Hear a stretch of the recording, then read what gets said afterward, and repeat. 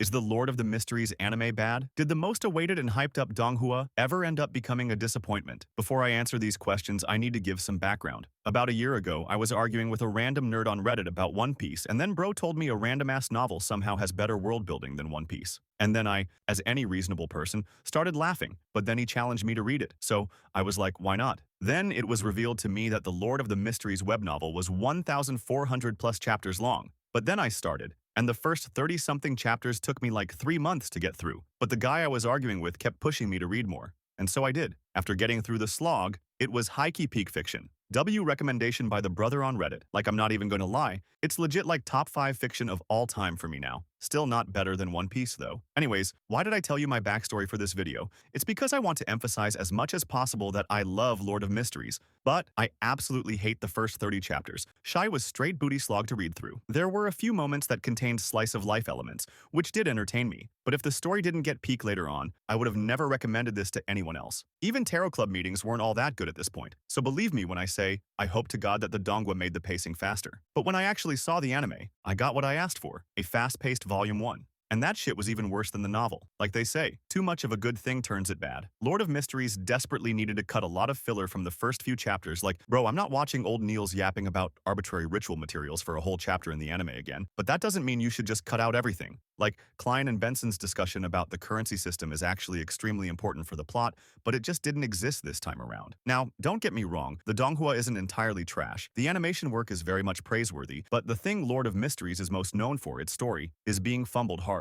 Like, frankly speaking, the start of Volume 1 was not confusing at all to me or most people. It was very convoluted and hard to read, but the content itself wasn't too complex. But the anime feels like it's intentionally trying to confuse the viewer, which is not supposed to be the case with the story. In fact, the point of Volume 1 is supposed to be quite the opposite. It's filled to the brim with world building, because the author's intention was to create a great foundation of the world in the viewer's mind. But the anime is fumbling so badly that people are unironically complimenting the Donghua for its complexity just because they don't understand what's going on. Like, I don't think you anime-onlys realize just how bad the pacing is. A usual anime adapts about 3 to 4 chapters of a manga per episode, which lets it have consistent good pacing, not too fast, not too slow. But manga chapters usually have way more plot-oriented content per chapter than web novels do. So let's assume a good web novel adaptation would have about 6 to 8 chapters per episode worth of pacing. After that, we can also consider the fact that Volume 1 of Lord of Mysteries is especially slow. So, a 10-chapter per episode pacing could be justified. We also can't ignore the fact that Lord of Mysteries episodes are a bit on the longer side, so we can definitely say 15 chapters per episode pacing is possible. But I kid you not, these mofos are adapting like 25 chapters per episode so far. There are only 4 episodes released of this show so far,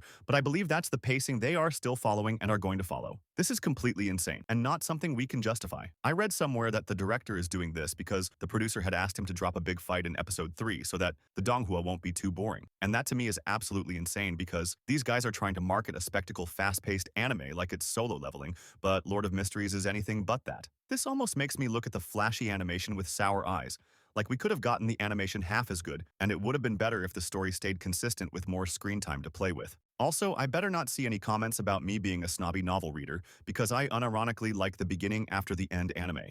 Yeah, the animation is PowerPoint level, but as the creator has at least read the novel and is a fan of the work, the story seems to be mostly great. Lord of Mysteries Donhua's creators, on the other hand, seem to not care about the story at all. If the problem was with just the pacing, I would ignore it, but I feel like they are also sabotaging the story's progression. One of the best aspects of Lord of the Mysteries is its power system. However, I believe that the over-animation of every single scene related to this power system is undermining its effectiveness. At first glance, the scenes look impressive, but when considering their future implications, the potential for power creep and scaling becomes concerning. For example, at Sequence 9, a Beyonder is only supposed to be slightly stronger than a regular human. Yet, Klein was able to blow up rooftops after consuming the Seer Potion. It feels like a bit of an overreach. Also, for some reason, anime added a few extra scenes that are slowly connecting the dots and giving a reason to each action. Like in Episode 4, Vincent is shown as the mastermind behind the birthday party shenanigans. He knows Klein's identity and is taking purposeful actions to harm him. Correct me if I am wrong, but I don't remember this happening in the novel at all. From my interpretation of the novel, these scenes are intended to be disconnected and coincidental in general, and then later explained by the 008 plot twist. Like, is that not supposed to be the obvious? Why would the creators remove integral scenes from the story and add random filler that quite literally sabotages the future progression? Have the Donghua creators even read the web novel? Like, am I tripping? Did I forget the early events of the novel?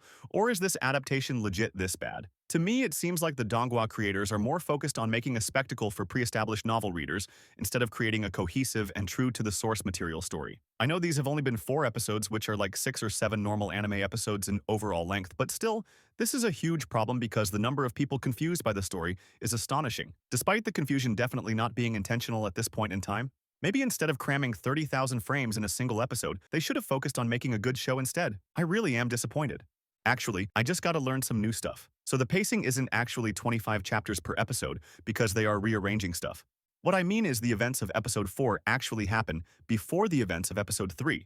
So even if it appeared like the creators skipped a lot of stuff to rush to the fight, they are actually redoing the skipped events in later episodes. This is good news for sure. Yes, I still believe it would have been better if they kept the same progression as the novel, but this change is good enough. Another thing is I just learned about a re-edit of the first 3 episodes. They apparently heard and acknowledged the criticism about the first 3 episodes being too fast and skipping a lot of stuff, so they went back and re-edited the first 3 episodes to improve the pacing and re-add some of the skipped parts. Now, I believe all these problems shouldn't have existed in the first place, but the fact that these creators are ready to listen and make appropriate changes shows me that they do actually care.